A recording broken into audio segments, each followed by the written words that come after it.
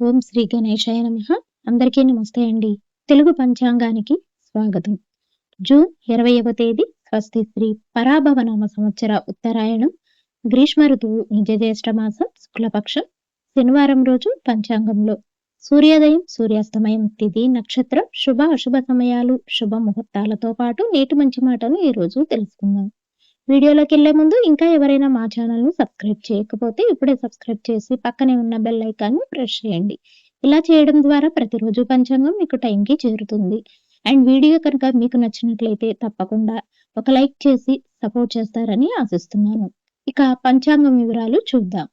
సూర్యోదయం ఉదయం 5:43 సూర్యాస్తమయం సాయంత్రం 6:53 చంద్రోదయం ఉదయం 10:51 చంద్రాస్తమయం రాత్రి 11:30 ఈ రోజు తిథి షష్ఠి మధ్యాహ్నం 3:46 వరకు ఉంటుంది. తదుపరి సప్తమి ప్రారంభమవుతుంది. నక్షత్రం మకా నక్షత్రం ఉదయం 9:25 వరకు ఉంటుంది. తదుపరి పుబ్బా నక్షత్రం ప్రారంభమవుతుంది. యోగం వజ్రము మధ్యాహ్నం 12:48 వరకు.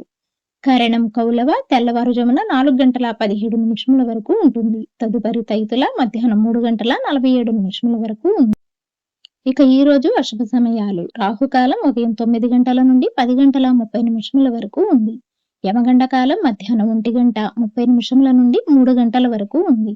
గుళికా కాలం ఉదయం 5:46 నుండి 7:24 వరకు ఉంటుంది. దుర్ముహూర్తం ఉదయం 6:30 నుండి 7:36 వరకు ఉంది.